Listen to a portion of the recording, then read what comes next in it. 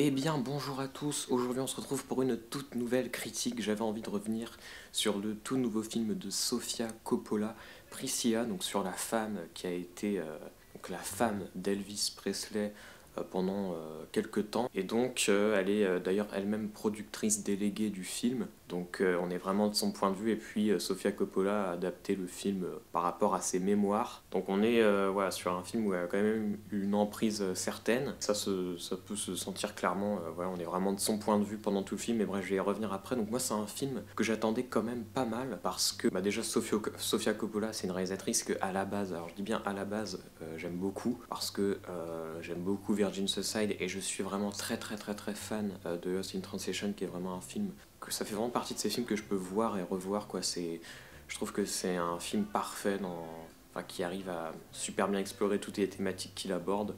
J'aime beaucoup Bill Murray dans le film, j'aime beaucoup Scarlett Johansson, enfin vraiment les personnages. C'est même à la fois assez drôle par moments, mais en même temps très triste. Et c'est vraiment un film bouleversant. Et après, je trouve qu'elle a jamais, mais vraiment de très loin, jamais réussi à revenir à ce niveau-là. Même sur des films qui ressemblent un petit peu comme Somewhere, qui est un film que j'aime bien, mais on est très loin de Lost in Translation. Et puis même, je sais pas.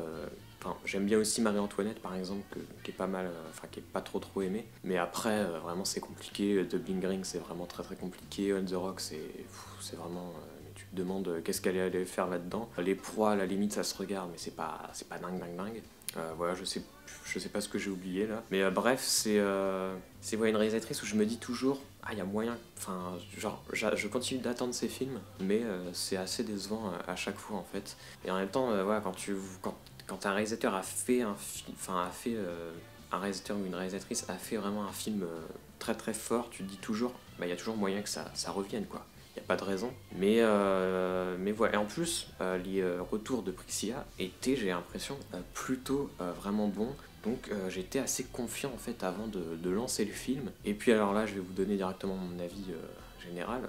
J'ai trouvé ça très mid, très moyen et vraiment décevant, et vraiment dans ses moins bons films, sans être le pire film de Sofia Coppola, mais loin d'être dans les dans les 2-3 vraiment bons films de Sofia Coppola non plus. Donc du coup, comme je vous l'ai dit, donc c'est un film sur Priscilla, donc on va vraiment se focaliser sur voilà, ce court moment, cet assez court moment où donc on voit la rencontre. Sa rencontre avec Elvis Presley, donc c'est en Allemagne, donc elle a 14 ans et je crois que Elvis a à peu près 10 ans de plus qu'elle. Donc on voit ce moment de rencontre et c'est justement, alors on est vraiment au niveau des thématiques, et ça, franchement, sur le papier, ça, tu te dis oui, Sofia Coppola, elle est faite pour parler de cette relation-là, ce moment-là, parce qu'on a vraiment les thématiques qu'on peut retrouver justement dans Lost in Translation, dans Somewhere ou dans d'autres de ses films. Et pour moi, Sofia Coppola, c'est une réalisatrice qui a su très bien filmer l'ennui et on va dire les occupations, quoi, des personnages. Donc là, on va quand même parler d'une femme qui est un petit peu quand même sous emprise, donc de Elvis Presley. J'y reviendrai après. Et du coup, et finalement, elle va pas pouvoir faire grand chose. Ouais, c'est un film où il se passe pas des milliards de choses, vraiment pas, quoi. Vu qu'elle va pas du tout, on va dire, c'est presque comme si vous prenez le film de Baz Luhrmann. Bon, voilà, tu pourrais opposer ça à d'autres choses, mais tu pourrais faire d'autres comparaisons. Mais on a le point de vue d'Elvis dans ce film-là. Là, on a le point de vue de Priscilla, donc on a vraiment l'autre côté du miroir. Qu'est-ce qui se passe de son côté, quoi. D'un côté, t'as Elvis où vraiment il se passe énormément de choses, et d'un côté, t'as sa femme où finalement elle doit être là pour lui dans les moments où pour lui ça va pas trop. Mais elle, qu'est-ce qu'elle peut faire? Est-ce qu'elle a le droit de faire des choses? Parce que si elle fait des choses, elle va pas être disponible pour lui quand lui il veut. Donc ça, c'est tout un truc dont Sofia Coppola parle dans ce film-là, comment il lui met le grappin dessus. Et en même temps, c'est un film qui est pas si... Alors j'ai vu une critique de quelqu'un qui disait quand même que Elvis était un peu montré comme un connard, etc. Moi, je trouve que ça aurait pu être vachement pire, quoi.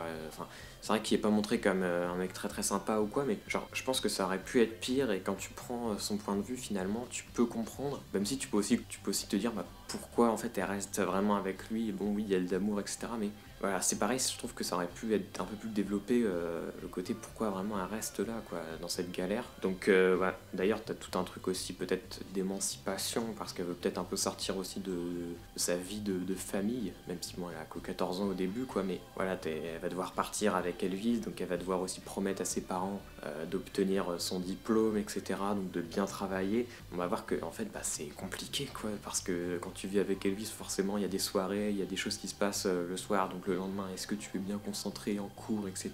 Et puis, ouais, enfin, les deux ont pas le même âge, ont pas les mêmes occupations, donc elle doit être concentrée quand même à un endroit, lui aussi, il dit qu'il est quand même là pour elle, etc. Mais voilà, toujours, il y a des choses quand même qui marchent plutôt bien au niveau de la relation. Et en même temps, j'aime l'idée qu'on va ressentir un petit peu l'ennui, parce qu'elle s'ennuie, hein, Priscilla, elle veut travailler, etc. Elle peut pas, elle est dans cette grande maison.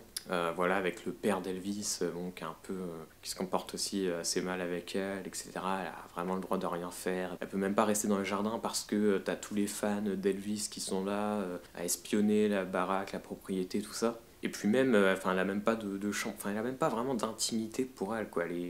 C'est quand même une maison où il y a beaucoup de gens, il y a vraiment la famille d'Elvis.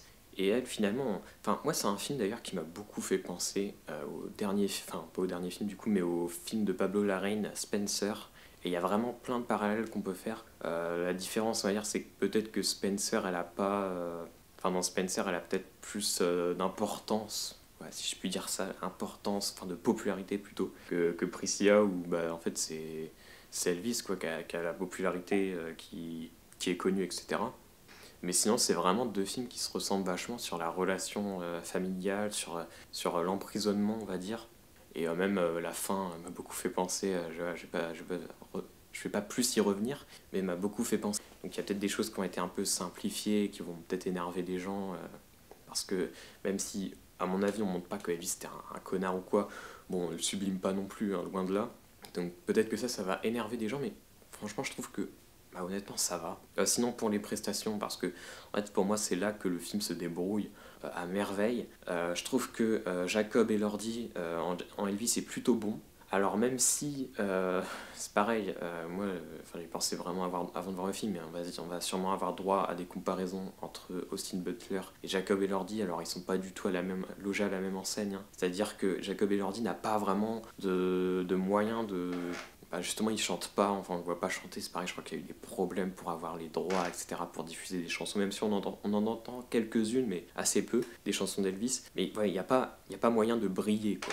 D'ailleurs, je crois qu'on le voit qu'une seule fois à un moment où il est sur la scène, et c'est très très court. Donc c'est pour vous dire, on n'est pas du tout sur un film sur Elvis, et c'est pareil, hein, c'est tout à fait à l'honneur du film, et c'est pas du tout un point négatif. Mais voilà, donc il est plutôt bon, après je l'ai pas trouvé exceptionnel non plus, et voilà, il n'y a pas non plus l'occasion de faire une performance immense. Par contre, c'est vrai que l'actrice, d'ailleurs j'ai oublié le nom, d'ailleurs je crois qu'elle a gagné le prix d'interprétation à Venise, il me semble, hein, je suis pas sûr, mais c'est vrai elle est très très bien dans son rôle, donc les acteurs c'est plutôt un point positif dans le film. Mais voilà, alors que dire de plus, franchement, ouais, c'est un film qui du coup est sur le papier plutôt intéressant, mais en même temps je trouve qu'elle fait rien de nouveau. Enfin, si vous avez vu comme ça des films où tu as bah, d'ailleurs, ça peut être un homme ou une femme et un homme, mais où la femme ou l'homme est en couple avec quelqu'un de connu, tu vois, bah finalement il est un peu sous emprise, ou enfin souvent justement ce qu'on peut voir assez souvent dans des biopics, mais où on n'est jamais vraiment du point de vue de la personne, genre de la femme, du gars connu, je sais pas, du musicien, ou ça peut être autre chose, mais quelqu'un qui a vraiment des importants, bah du coup on se met du côté de la femme, ou je sais pas, de l'homme, mais plus souvent de la femme, il faut dire, dans l'histoire, ou même dans les biopics, etc. Et où tu vas souvent avoir l'impression bah il se passe pas grand chose de son côté, c'est elle même obligée de s'occuper des enfants, etc., ou elle reste à la maison, tout ça, pendant que lui c'est aventure de son côté où il se passe plus de choses. Et ouais, donc là c'est plutôt intéressant du coup enfin, dans l'idée de se poser de l'autre côté et justement d'aborder un petit peu cet ennui, mais je trouve qu'on va jamais spécialement très loin.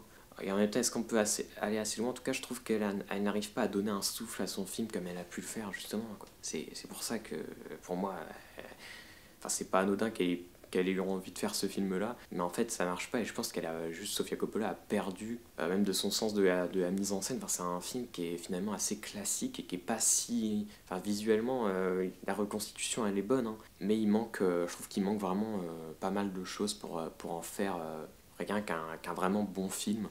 Je trouve que le film est plutôt ennuyeux. Alors il y a quand même quelques belles séquences, je repense même à la séquence où ils sont en train de faire de l'auto-tamponneuse, qui est plutôt sympa. Mais même, il n'y a pas forcément juste besoin de ça, mais tu comprends l'économie, etc. de son film. Mais il manque vraiment quelque chose. Voilà, je trouve qu'il manque quelque chose, globalement. Même au niveau des dialogues, d'ailleurs, hein, je trouve que c'est vraiment loin. Enfin, c'est vraiment pas fascinant et même assez peu subtil sur certains points. Donc voilà, c'est un film qui est... Enfin, c'est vraiment dommage, vraiment une déception pour moi. Et puis, j'espère que vous avez quand même aimé cette petite vidéo. N'hésitez pas à me donner votre avis sur la vidéo et sur le film si vous l'avez vu. Et moi, je vous dis salut.